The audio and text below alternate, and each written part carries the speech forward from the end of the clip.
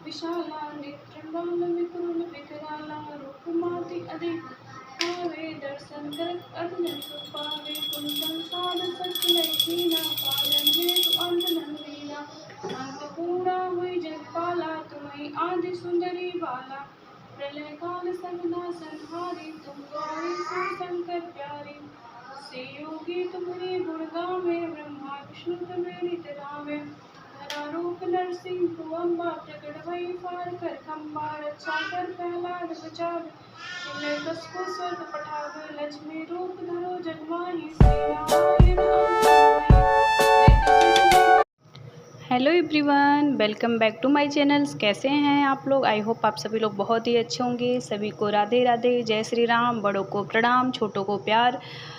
और ये मेरा सुबह 6 बजे से ब्लॉग स्टार्ट हुआ है और यहाँ पे मेरा पूजा का टाइम हो गया था। मैं पूजा वूजा कर रही थी। मैंने सोचा आप सभी के साथ भी शेयर करूँ अपने पूजा करने का। और मैं थोड़ा सा पूजा जल्दी उठ जाती हूँ, जल्दी नहाने वाने के बाद कर लेती हूँ, क्योंकि पापा को ड्यूटी जाना होता है तो पूजा थोड़ा सा भी लेट हो जाता है ना, तो अच्छे से पूजा नहीं कर पाती हूँ। और मैं जब तक पूजा अच्छे से नहीं करती हूँ ना, मेरा मन ही नहीं मानता है। तो मैं जल्दी से उठने के बाद, झाड़ू पोछा लगाने के बाद मैं डायरेक्ट पहले नहाती हूँ। नहाने के बाद आगे फिर मैं मंदिर में अच्छे से पूजा वगैरह करके तभी कोई काम करती हूँ।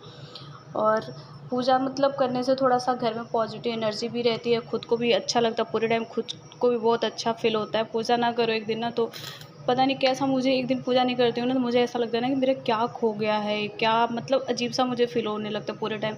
और पूजा करने से ना मुझे थोड़ी सी शांति मिलती है, सुकून मिलता है। इसलिए मैं डेली पूजा तो डेली ही करती हूँ।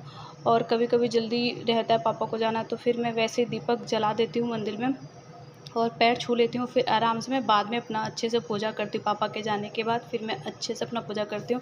सुबह सुबह दीपक वक करने के बाद फिर मैं काम करने में लग जाती हूँ। फिर जब पापा चले जाते हैं फिर उसके बाद मैं अच्छे से पूजा करती हूँ। और भगवान जी को जो मैं चंदन लगाती हूँ ना, उसी चंदन से मैं खुद के माथे पे भी चंदन लगाती हूँ, सिंदूर भी लगाती हूँ। उसके बाद ही मैं कोई काम करती हूँ।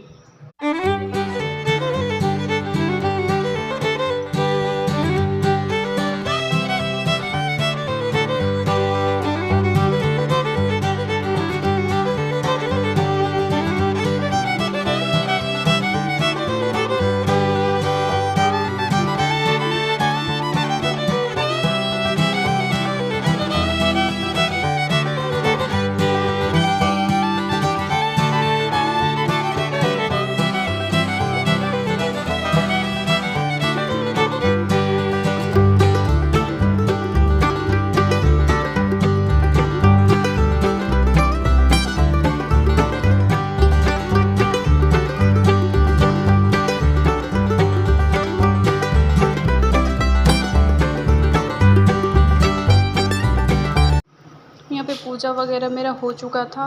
पूजा वूजा करने के बाद ऊपर छत पे मैं तुलसी माँ और शंकर जी रखी हूँ, शिवलिंग रखी हूँ। उन लोगों को भी मैंने जल उल दे दिया था। और अब आ गई थी मैं पापा जी के लिए चाय बनाने। सुबह का बज रहा है 6 और पापा जी 6 बजे तक चाय पी लेते हैं, तो उनके लिए चाय बना रही हूँ। पापा जी और बाबा जी के लिए सुबह सुबह चाय उन लोगों के लिए बना के दे देती हूँ। फिर उसके बाद मैं कोई काम करती हूँ, क्योंकि वो लोग सुबह चाय जल्दी पीते हैं। उन लोगों को चाय बना के देती हूँ। फिर बाबू को दूध बना के 6 बजे तक बाबू के लिए दूध गर्म करके उसको दूध बना के अच्छे से फिर उसको 6 बजे तक दूध दे देती हूँ। जब थोड़ा सा उसको 6 बजे तक दूध दे देती हूँ ना, तो 1-2 घंटे तक आराम से वो खेलता उलता, फिर टेंशन नहीं रहती कि हाँ बच्चा कुछ खाया नहीं है, कुछ पिया नहीं है।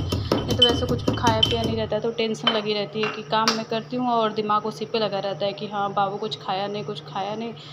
पूरे टाइम जब तक काम करूँगी ना तब तक उसी पे दिमाग लगा रहता है। थोड़ा सा उसको मैं जब सुबह में 6 बजे दूध पिला देती हूँ ना, तो मैं भी टेंशन फ्री रहती हूँ। और वो भी बच्चा है, पेट उसका भरा रहता है तो खेलता है। नहीं तो छोटे बच्चे ना, जब पेट नहीं भरा रहता है तो पूरे टाइम रोते रहते हैं, कुछ ना कुछ हिन हिन करते रहते हैं, तो अच्छा भी नहीं लगता है। और मैं सुबह उसको दूध पिलाने के बाद अच्छे से दूध पिला देती हूँ। फिर उसके बाद वो अपने बाबा के साथ खेलता है, मैं अपने कामों में लग जाती हूँ, क्योंकि काम भी सुबह जल्दी करना होता है। पापा को ड्यूटी जाना होता है, इस वजह से काम जल्दी निपटाना होता है। उसके पापा जब ड्यूटी चले जाते हैं उसके बाद मैं थोड़ा आराम से भी काम करती हूँ तो मुझे कोई दिक्कत नहीं होती कि क्योंकि मतलब कोई जाने वाला नहीं होता है ना, पापा जा चुके होते तो कोई जाने वाला नहीं होता। और यहाँ मेरा चाय बन के हो चुका था रेडी और पापा जी बाबा जी के लिए मैं चाय लेके जाऊँगी। पापा जी बाबा जी को चाय दूँगी, वो लोग चाय पिएंगे, फिर उसके बाद मैं अपना आ जाऊँगी किचन में, बाकी सारे काम जो करने हैं काम करूँगी। अभी बस मैं पापा जी के लिए चाय लेके जा रही हूँ क्योंकि पापा जी अभी बोले हैं बाबा अभी चाय नहीं। और यहाँ पे शाम के बज रहे थे 4। बाबू तो सोया नहीं दिन में बिल्कुल, क्योंकि वो सो जाता है थोड़ा-सा मेरा काम जल्दी हो जाता है, वो सोया नहीं तो कोई भी काम हो नहीं पाया, सारा चीज़ वैसे बिखरा पड़ा था।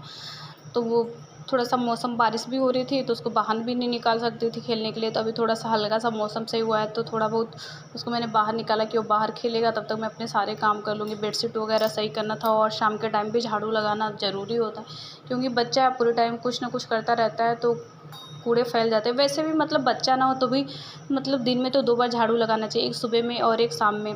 तो बोलते हैं उससे लक्ष्मी जी का घर में वास होता है, तो सुबह शाम दोनों टाइम झाड़ू लगाना चाहिए और मैं दोनों टाइम झाड़ू लगाती हूँ। इधर ये पापा जी का बेड है, पापा जी यहाँ पे सोते हैं, तो इनका बेडशीट वगैरह मैंने सही कर लिया था और जस्ट इनके साइड में बाबा सोते हैं। बाबा जी का भी बेडशीट पापा जी का बेडशीट सही करने के बाद फिर मैं बाबा जी का भी बेडशीट सही वगैरह करके फिर उसके बाद बाकी जो भी काम है झाड़ू वाड़ू लगाऊंगी।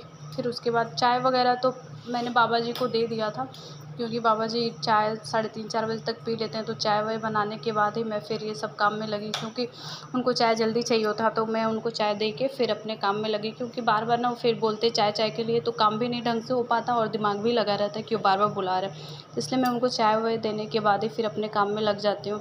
यहाँ पे मैं पापा जी का बेडशीट सही करने के लिए ये पापा जी जो है हल्का सा बेडशीट है, इसको रात में मतलब ये बाहर से फ़ैन लगा हुआ है इस रूम में ना, तो रात में फ़ैन चलता है तो हल्की फुल्की ठंडी लगती है, तो यहाँ पे हल्का बेडशीट चाहिए होता है। ये बाबा जी का बेड है, यहाँ पे बाबा जी सोते हैं, इनका भी पूरा फैला रहता है।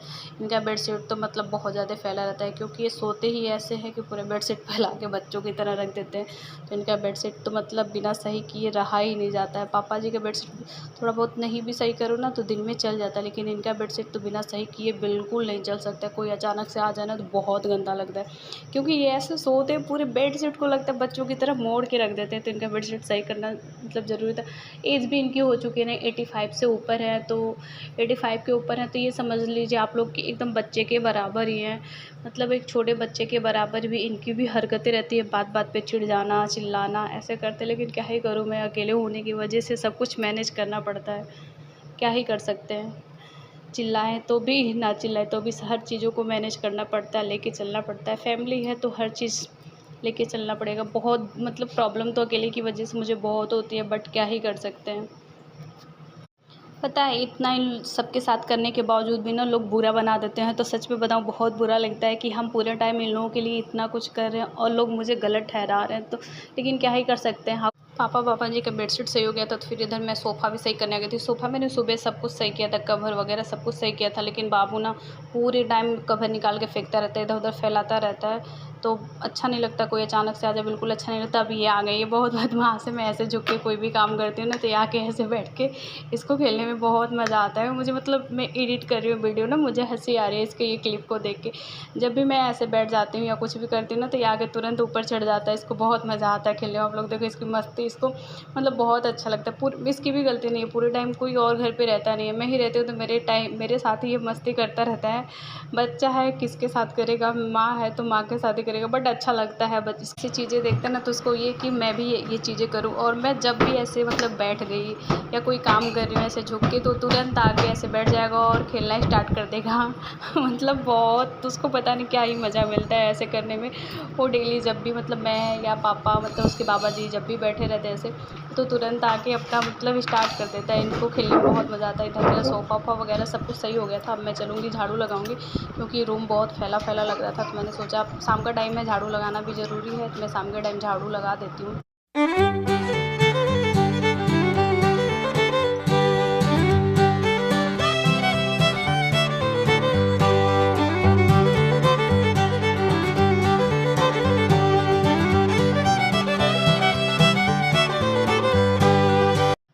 नीचे मैंने पूरा क्लीन कर दिया था, झाड़ू-वाड़ू भी लगा दिया था और यहाँ पे मैं आ गई हूँ अपने बेडरूम में भी पूरा बाबू एकदम फैला के रखा रहता है, सब एकदम से परेशान कर देता है। आज मैंने ऊपर सुबह बस झाड़ू लगाने आई थी, फिर उसके बाद दिन में टाइम ही नहीं मिला कि छत पे आऊँ। ऊपर बेडरूम में आ नहीं पाई तो इतने टाइम आई हूँ, तो मैंने सोचा कि आज अच्छे से बेडरूम को पहले अच्छे से सही कर दो। एक तो बेड ना मेरे रूम की खिड़की खुली रहती है ना, थोड़ा भी हवा चलता है, बारिश होती है, पूरा बेड एकदम से मेरा डस्ट हो जाता है। तो बिना डस्टिंग किए तो मतलब रहने लायक ही नहीं होता है बेड पे, पूरा बेड एकदम ख़राब हो जाता है, अच्छा ही नहीं लगता है बिल्कुल भी। और बाहर हल्की हल्की धूप हो रखी थी, तो धूप आ रहा था, इसलिए मैंने खिड़की बंद कर दिया, पर्दा वर्दा लगा दिया। यहाँ पे पहले बेड अच्छे से डस्टिंग करूँगी, फिर उसके बाद ही बेडशीट सही करूँगी। बहुत ज़्यादा डस्ट हो गया था। बाबू ना कुछ आता है रूम में ना, तो कुछ ना कुछ गिराता रहता है। बेड के नीचे भी इतना सारी चीज़ें फेंक रखा है ना कि एकदम से समझ में ही नहीं आता है। डेली झाड़ू लगाओ, बेड के नीचे से डेली निकालो चीज़ें, डेली फेंक देता है, डेली निकालो, डेली जैसे का तैसे कर देता है। इतना बदमाश हो गया है, समझ में नहीं आता। और छोटे बच्चे घर में हैं तो सामान एक जगह तो मिल ही नहीं सकता है। आप रैक पे रखो, 10 मिनट बाद रैक के नीचे मिलेगा। मेरे साथ ऐसा ही होता है, मेरा बच्चा ऐसा ही करता है, पूरे टाइम मुझे परेशान कर डालता है। बेड पे रखती हूँ, यहाँ वहाँ कर देता है। और बहुत ज़्यादा मेरा बेड है तो ब्राउन कलर, बट इस पे इतना डस्ट थोड़ा भी लग जाता है ना, बिल्कुल अलग से एकदम से पता लगने लगता। लोग बोलते हैं डार्क कलर पे ना गंदगी पता नहीं चलती, बस कहने के लिए होता है। डार्क कलर पे तो और ज़्यादा ही पता चलता है, बिल्कुल थोड़ा सा ही मिट्टी लग जाता है ना, एकदम अलग से दिखने लगता है। और बहुत ज़्यादा गंदा लग रहा था, तो मैंने सोचा पहले डस्टिंग वगैरह कर दो, फिर उसके बाद बेडशीट सही करूँगी। बेडशीट मैंने वैसे भी सही कर रखा था, बस हल्का फुल्का इधर उधर से थोड़ा सा निकल गया था, तो वही सही करना था। बाकी सब तो मैंने सही कर दिया था। और यहाँ बेड के नीचे साइड वाला भी सामने जो है अभी बहुत ज़्यादा गंदा हो गया था, तो मैंने सोचा यहाँ पे भी सारी चीज़ों को डस्टिंग पहले कर लूँ, फिर उसके बाद ही अच्छे से फिर झाड़ू लगाऊंगी। बेड के नीचे मुझे पता है बेड के नीचे भी बहुत सारे कूड़े निकलेंगे, कूड़े के साथ साथ चीज़ें भी निकलेंगी, बहुत सारी चीज़ें बेड के नीचे फेंका होगा, तो सारी चीज़ें भी निकलेंगी, कूड़े भी निकलेंगे। और सच बताऊँ गर्मी आज इतनी ज़्यादा है कि पूछो मत आप लोग। बारिश हो रहा है उसके बावजूद भी ना, पता नहीं क्यों ना बहुत ज़्यादा गर्मी सा फील हो रहा है बारिश होने के बावजूद भी। और हल्की फुल्की बारिश हो रही है। मैं अभी रूम सही करके आप सभी को बाहर का भी व्यू दिखाऊंगी। बहुत अच्छा लग रहा है, बाहर तो हवा चल रहा है, बाहर सही लग रहा है, बट अंदर नहीं पता चला। पूरा देखिए बेड के पीछे, मेरे पूरा बेड के पीछे मतलब जगह है ना, तो वहाँ भी बाबू पूरा सामान फेंका रहता है। बेड के पीछे जाने के लिए जगह है। मेरा मेहंदी का ड्राइंग व्राइंग जो भी था सारा पीछे फेंक दिया था। फिर मैं बहुत क्या बताऊँ, बच्चे की वजह से ना बहुत नुकसान हो जाता है, बहुत मतलब कुछ भी फाड़ उड़ के फेंक देता है। इतनी सारी गंदगी हो गई थी बहुत सारी बेड के नीचे, तो मैंने सोचा पहले अच्छे से क्लीन कर लूँ।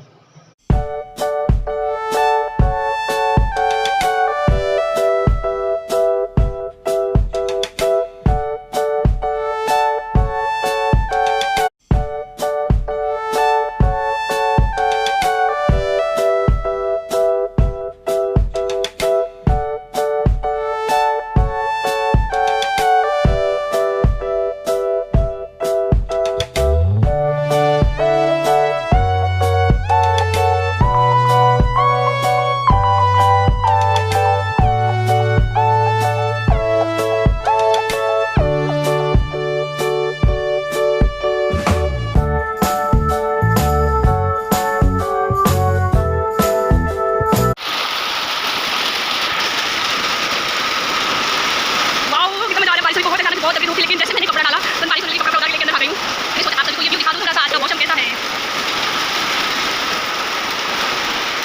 काम करने के बाद हालत बाप रे, हाय रे गर्मी, इस गर्मी ने तो जान ले ली मेरी। सच में बहुत गर्मी हो रही है, एकदम परेशान हूँ। फ़ैन भी चल रहा है, उसके बावजूद भी गर्मी हो रही है। लाइट बार बार कट जा रही है ना, तो इन्वर्टर से कि फ़ैन इस रूम में चलता है।